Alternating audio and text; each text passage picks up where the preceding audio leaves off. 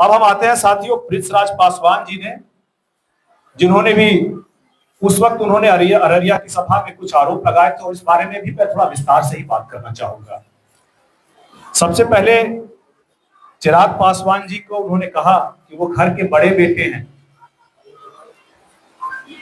आज लगभग 4 सालों बाद मैं ये खास करके प्रिंस राज जी का बहुत ही धन्यवाद कहना चाहूंगा कि उन्होंने ऐसे जितने भी कयास थे, ये हमारा खून नहीं है, ये हमारे परिवार का नहीं है, इस बात को सरेआम पब्लिक के सामने माना कि वो घर के बड़े बेटे हैं।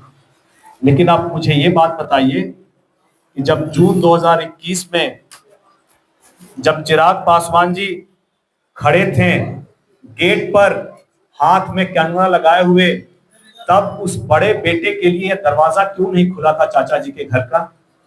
ये भी प्रिंस पासवान जी बताएं, क्योंकि वो उस वक्त उस घर में मौजूद थे। जब वो सत्ता में होते हैं, जब वो सांसद होते हैं, तब उनका खून अलग हो जाता है, और जब वो सांसद में सत्ता में नहीं होते हैं तो चिराग पासवान जी बड़े भैया हो जाते हैं। प्रिंस राज जी, आपको इस बात का जवाब देना पड़ेगा। जब उसी के कुछ समय बाद जब घर वो खाली हो रहा था और प्रिंस जी मात्र 5 किलोमीटर दूर थे, जिस तरह से बड़े आवेश में जवाब दे रहे थे अररिया में, उस वक्त कहाँ थे वो? क्या वो उस वक्त जाकर के नहीं बोलते कि बड़े भैया हैं आप घर के, चलिए मैं आपको अपने घर ले चलता हूँ, आपका ये घर खाली हुआ तो क्या हुआ, आपके चाचा का और आपके छोटे भाई का घर आपके लिए है। तब कहाँ थे प्रिंस पासवान जी? शायद कहीं पार्टी करने में व्यस्त रहे होंगे, इसीलिए समय पर नहीं पहुंच पाए। मतलब कमाल की बात यह है कि जब हम आह भी करते हैं तो हो जाते हैं बदनाम, और वो कत्ल भी करते हैं और चर्चा नहीं होती। साथियों, उसके बाद प्रिंस राज जी ये आरोप लगाते हैं कि 2020 में चिराग पासवान जी ने जब अकेले लड़ने का निर्णय लिया, तब उन्होंने वोट बैंक की पॉलिटिक्स की। साथियों, मैं आपको दिखाना चाहूंगा कि जब चिराग पासवान जी 2020 में अपनी पार्टी की अस्तित्व को लेकर के लड़ाई लड़ रहे थे, तब प्रिंस राज पासवान जी उनके साथ ही थे। तब क्या ये विचार, ये सद्बुद्धि उस वक्त कहां थी? जिस वक्त अपने भाई के साथ प्रचार कर रहे थे, उस वक्त अगर चिराग पासवान जी वोट बैंक की राजनीति नहीं कर रहे थे, अगर वो वोट बैंक की राजनीति कर रहे थे, तो प्रिंस राज जी क्या कर रहे थे? आप देख लीजिए, आप ले लीजिए, आप इसको इंफोग्राफिक को मैं दे दूंगा, आप देख लीजिए कि प्रिंस राज जी उस वक्त क्या कर रहे हैं। इस फोटो के साथ में वो भाषण दे रहे हैं। इसी तरह से अपने ट्विटर हैंडल से भी पोस्ट करते हैं कि मैं इस सभा में गया हुआ हूं बड़े भाई के साथ। इसी में ये क्या, जब प्रिंस राज जी जब यहाँ भाषण दे रहे हैं, तब ये वोट बैंक की पॉलिटिक्स नहीं है। इसी तरह से एक और भी है, देखिए यहाँ पर, और हर ये अक्टूबर 2020 का है, जब बिहार में चुनाव चल रहे थे, तब क्या कर रहे थे प्रिंस पासवान जी? आरोप लगाने से पहले अपने गिरेबान में भी एक बार झांकना चाहिए। आपको याद होगा साथियों कि 2024 में जब लोकसभा का चुनाव हो रहा था तो जमुई में एक सभा में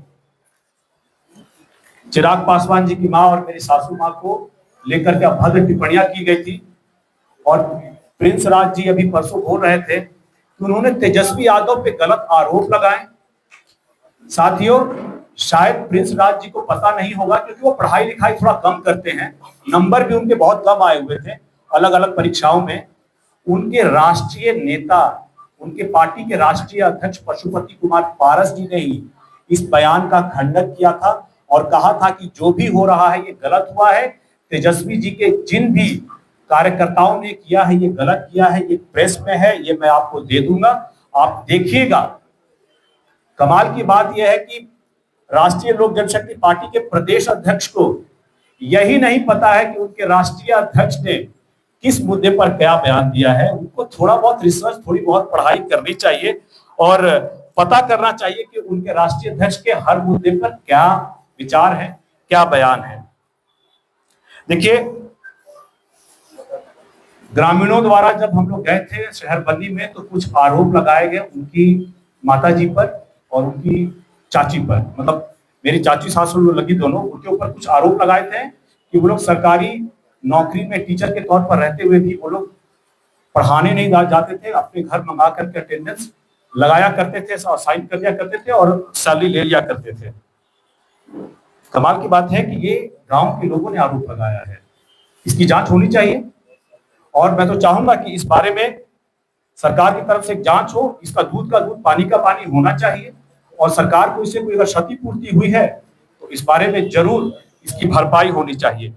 और जहां तक बात रही, उन्होंने ये कहा कि बड़ी मां को लेकर के उनका भी वक्तव्य था। तो देखिए, कहीं भी अगर कोई भी विक्टिम होता है, इस केस में बड़ी मां जो थी, तो इनका संवैधानिक और कानूनी अधिकार है कि उनके खिलाफ में अगर कोई अन्याय होता है तो वो पुलिस में जाकर के एफआईआर करा सकते हैं। ये एफआईआर चिराग पासवान जी ने नहीं कराए हुए हैं, ये बड़ी मां ने कराए हुए हैं। कमाल की बात तो ये है कि जब चिराग जी की मां पर आती है तो प्रिंस पासवान जी रीना शर्मा कहते वक्त नहीं थकते, लेकिन जब अपनी मां पे आती है तो अपनी मां का दर्द महसूस होता है और चिराग जी की मां का दर्द महसूस नहीं होता उनको किसी और की मां का दर्द महसूस नहीं होता। जो कि उनको भी सोचना चाहिए कि दर्द दूसरे का हो या अपना हो, एक समान होता है और एक राजनेता को इस बारे में खास करके संवेदनशील होना चाहिए। साथियों, इसके बाद